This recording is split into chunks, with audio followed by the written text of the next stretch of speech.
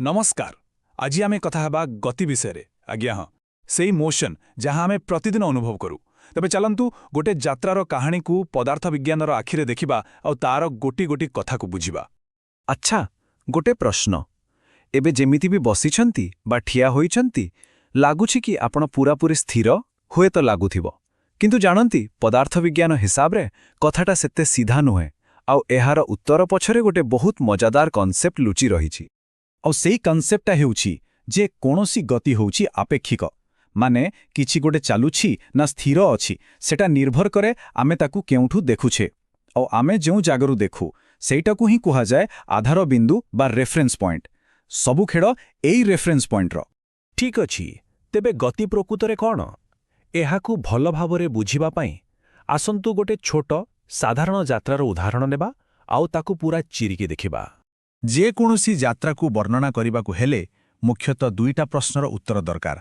प्रथम जिनिसटा गला कुआड़े आउ द्वितीय से केते बाट गला। बस एई दुईटा प्रश्न ही पूरा कहानीर मूलदुआ। तेबे सेई यात्रा को बुझिबा पाई आमर प्रथम दुईटी योद्धा हेले दूरता आउ विस्थापन डिस्टेंस आउ डिस्प्लेसमेंट। शुणिबाकू प्राय एकभଳି लागे नुहे किंतु जानती ए दुहिंका भितरे आकाश पाताल फरक।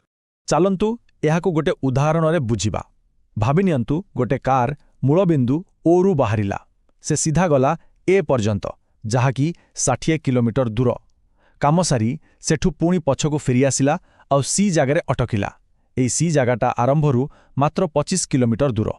बास एई छोट यात्राटी ही दूरता और विस्थापनर सबु रहस्य खोलीदेव। प्रथमे आसिला दूरता।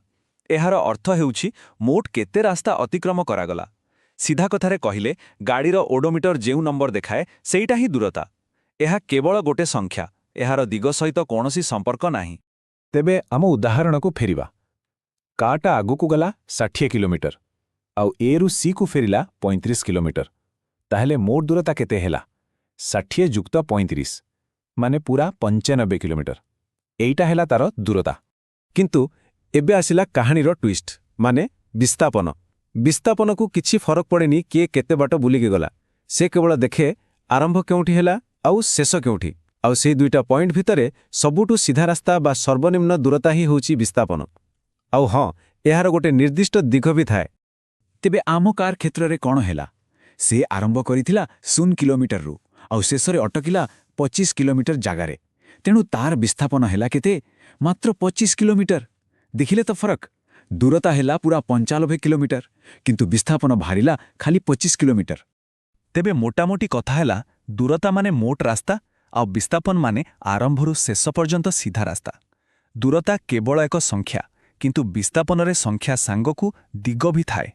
आ सबुठु मजादार कथा कौन जानती जदि केही घरु बाहरी बजार जाए पुणी सेई घर को फेरी आसे तेबे तार विस्थापन हेबो 0 कारण से जेउठू आरंभ करिथिला सेइठी ही शेष कला किंतु दूरता केबे भी शून्य हेबनी।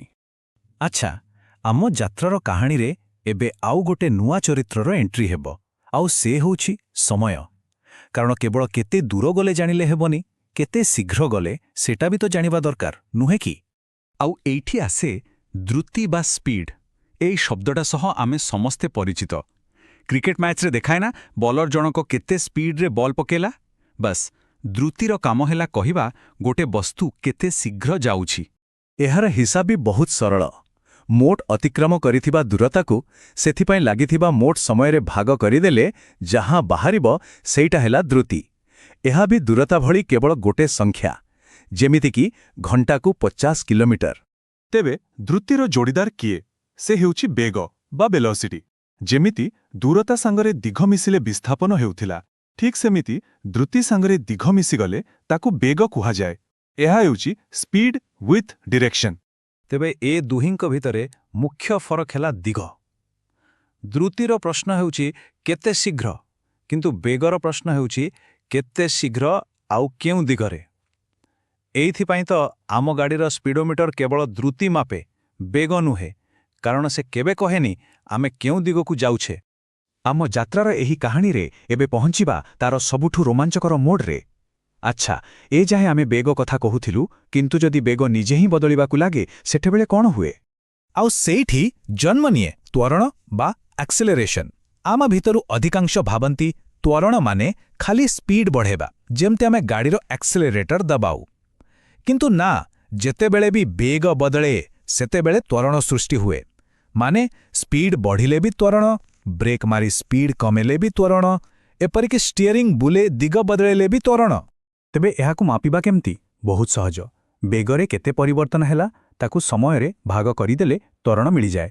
ଯଦି ତ୍ୱରଣର ମୂଲ୍ୟ ପଜିଟିଭ୍ ଆସେ ତାମାନେ ସ୍ପିଡ୍ ବଢ଼ୁଛି, ଆଉ ଯଦି ନେଗେଟିଭ୍ ଆସେ ତାମାନେ ସ୍ପିଡ୍ କମୁଛି, ଯାହାକୁ ରିଟାର୍ଡେସନ୍ ବା ମନ୍ଦନ ବି କୁହାଯାଏ। ଠିକ୍ ଅଛି, ଏବେ ଏସବୁ ଜିନିଷକୁ ଗୋଟେ ଚିତ୍ରରେ ଦେଖିଲେ କେମିତି ହୁଅନ୍ତା? ଆଉ ସେହି ଚିତ୍ର ହେଉଛି ଗ୍ରାଫ୍।